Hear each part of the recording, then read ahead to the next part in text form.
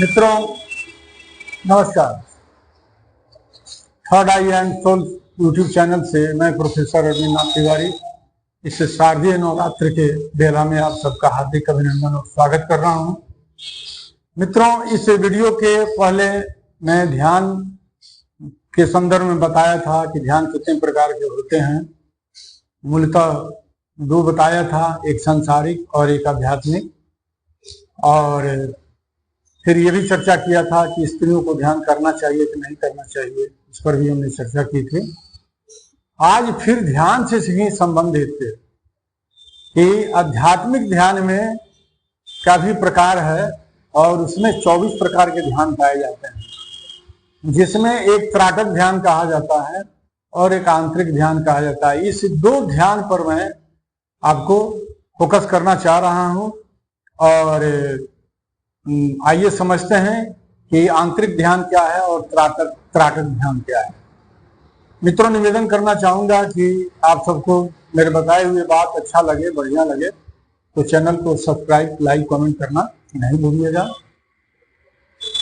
मित्रों, मैंने पहले बता चुका है कि ध्यान क्या होता है और ध्यान का क्या मायने है और ध्यानस्थ होने का क्या मतलब होता है, ध्यान में कैसे ध्यानस्थ हुआ जाता है, ये मैं बता चुका हूं। आगे ये बताना चाह रहा हूं कि आध्यात्मिक ध्यान में तो यूं तो 24 प्रकार के ध्यान बतलाए गए हैं, जिसमें शीशा में ध्यान किया जाता है, परछाई पर ध्यान किया जाता है ना, दीवार परछाई पर ध्यान किया जाता है। ऐसे बहुत सारे प्रकार हैं जिसे हम जाप साधना के नाम से भी जाना जाता है। इसके कई प्रकार हैं, लेकिन मूलतः जो साधक के लिए, साधना करने वालों के लिए, एक साधारण आदमी के लिए दो ध्यान काफी महत्वपूर्ण रखता है, जिसे एक आंतरिक ध्यान और दूसरा त्राटक ध्यान किया जाता है।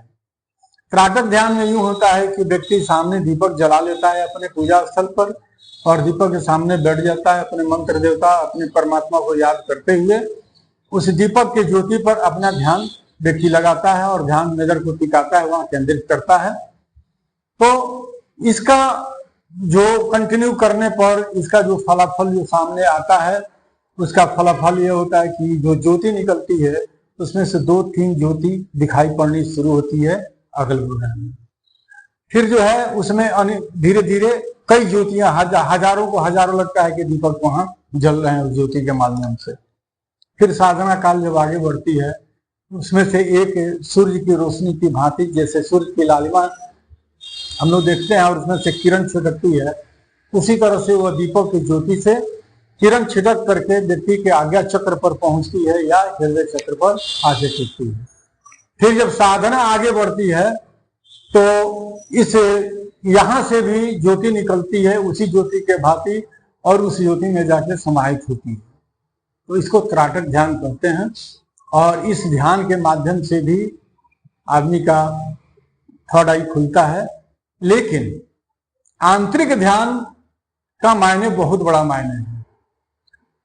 ये त्राटक ध्यान में यह होता है कि आपकी थर्ड आई खुल जाएगी, अनुभव होंगे लेकिन अनुभूतियां नहीं होंगी। जो आप एक मंजिल पर पहुंचना चाह रहे हैं, मोक्ष के मंजिल पर पहुंचना चाह रहे हैं, ज्ञानमय यात्रा अपना जो बनाना चाहते हैं, वह यात्रा यहाँ पर संभव नहीं है। मेरा जो अपना अनुभव है मैं आपको बता रहा हूँ, दूसरे का बात नहीं, मैं अपनी अनुभव बता रहा हूँ। तो यहाँ ये नहीं मिलता है। दूसरा है जो हम लोग आंतरिक त्राटक के नाम से कहते हैं, आंतरिक ध्यान के जो ध्यान करने का प्रथा जो है, जब ध्यान आदमी करता है तो यहाँ जो पूजा स्थल पर बैठ के करते हैं तो मंत्र ध्यान भी करते हैं या मंत्र जाप ध्यान भी करते हैं, या आपको ध्यान की में चैटिंग करते हैं। और इसमें होता क्या है कि अपने आज्ञा चक्र पर सभी चक्रों से दृष्टि को ले जाते हुए, मन को ले जाते हुए यहाँ टिका देते हैं आज्ञा चक्र पर और ध्यान करना शुरू कर देते हैं। अपने मन को, बुद्धि को यहाँ पर लाके केंद्रित कर लेते हैं और ध्यान करना शुरू करते हैं। तो यह ध्यान जो है ज्ञानमय ध्यान बन जाता है और इसके अनुभव भी होते हैं। अनुभव 4 स्टेज 5 स्टेज होते हैं, उसके बाद के भी अनुभव होते हैं।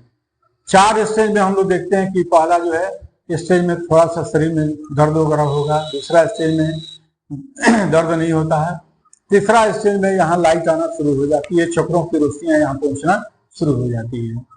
और चौथा स्टेज में देखते हैं कि झील, तालाब, नदी, पहाड़, महासागर, सागर, आपके यक्ष, यक्षणियां, अप्सरा, किन्नर, ये सब बहुत और नकारात्मक शक्तियां भी आती हैं साधक को देखने के लिए और अपना आशीर्वाद देने के लिए।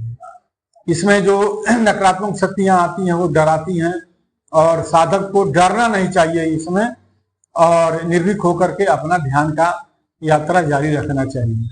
इसमें यह है कि जो 4 स्टेज तक आप आते हैं और इस 4 स्टेज में जब प्रमोट प्रकृति करती है तो 1-1 महीना का वेकेंट कर देती है।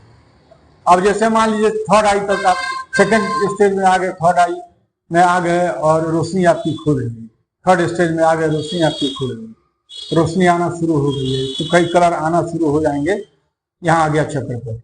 और फिर जैसे ही चौथा स्टेज में आप जाइएगा तो होता क्या है कि कुछ दिन के लिए प्रकृति रोशनी आपकी बंद कर देगी, जो काफी महत्वपूर्ण है।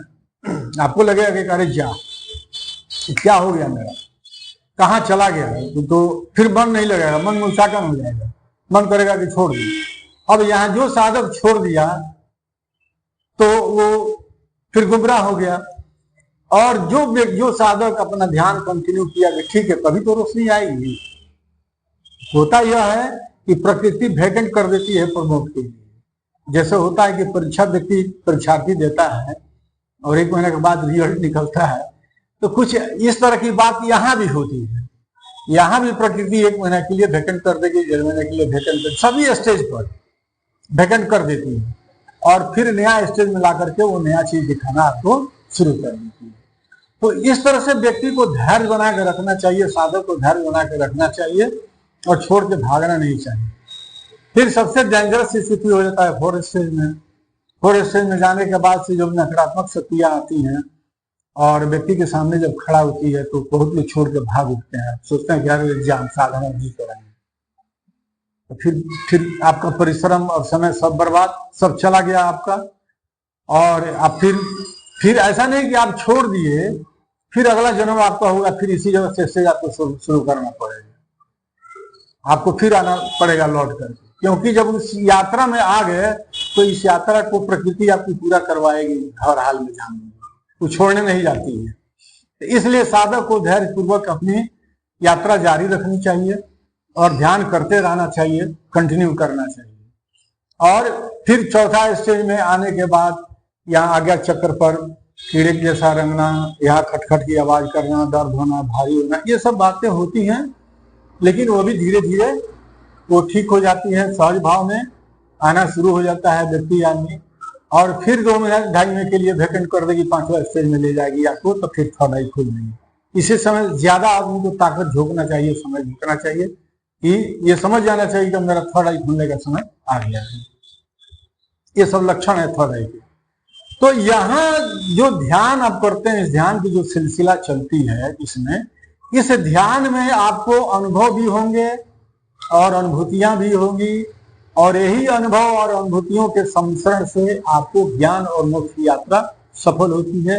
आपको कई प्रकार की बातें आएंगी और आपकी यात्रा सतत हो जाएगी और सतत हो जाएगी आपकी, और आपकी मंजिल दूर नहीं रहती है। तो अब आप कहिएगा कि दोनों में किसको करना चाहिए और किसको नहीं करना चाहिए। तो मैंने दोनों बात आपको बताई है, लेकिन एक इसके साथ मैं तीसरा बात आपको बताना चाह रहा हूं, जो मैं स्वयं किया हूं, उसका अनुभव बता रहा हूं। ये बात है कि मैं दोनों समय ध्यान करता था और दोनों समय मंत्र जाप।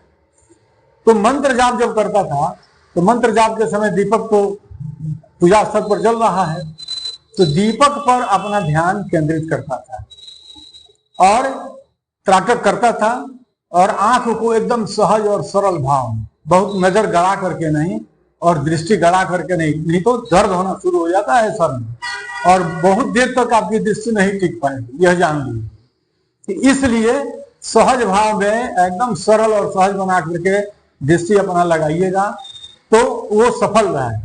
और जैसे ही आंख बंद हो तो आंख बंद कर लीजिए और आंतरिक ध्यान में चले जाइए, तो आपको त्राटक ध्यान का भी अनुभव आ गया और आंतरिक ध्यान का भी अनुभव आ गया, दोनों का सम्मिश्रण हो जाता है। तो ये दोनों त्राटक से करने से दृष्टि थर्ड आई की खुलने की प्रोसेस जल्दी होती है। और ये ध्यान में, आंतरिक ध्यान में आने के बाद से अनुभूतियां आनी शुरू होती हैं, तो दोनों काम सफल हो जाता है। इसलिए मेरा परामर्श है कि आप आंतरिक ध्यान के साथ साथ त्राटक ध्यान भी कीजिए और त्राटक ध्यान के साथ साथ आंतरिक ध्यान भी कीजिए, और दोनों फायदेमंद आपके लिए होगी। वीडियो लंबा हो गया है और फिर अगले वीडियो में और इस पर मैं प्रकाश डालूंगा। तब तक के लिए मैं आप सबसे विदा चाहूंगा, और मैं आपसे निवेदन कर रहा हूँ कि जिन सज्जन को और चेकिंग करानी हो तो करा सकते हैं, या उनके घर में कोई समस्या है तो आप उनसे संपर्क कर सकते हैं। नकारात्मक चीज़ों से अगर परेशान है तो संपर्क कर सकते हैं, तो समस्या का समाधान हो जाएगा। डिस्क्रिप्शन में अब अपना मोबाइल नंबर मैं दे दूंगा, आप वहीं से नंबर ले लेंगे और आप मुझे कांटेक्ट कर सकते हैं। पहले मैसेज दें, फिर तब फोन से बात होगी आपसे। ऐसे केवल नंबर लेकर के पहले फोन नहीं करें, पहले मैसेज देकर के बात करें। मैं जब समय दूंगा उसके हिसाब से आप बात कर सकते हैं। इन्हीं बातों के साथ पुनः निवेदन, चैनल को सब्सक्राइब, लाइक, कमेंट करना और बेल आइकन को ऑन करना नहीं भूलिएगा। धन्यवाद। जय माँ गायत्री, जय हनुमान जी, हर हर महादेव, जय हिंद, जय भारत।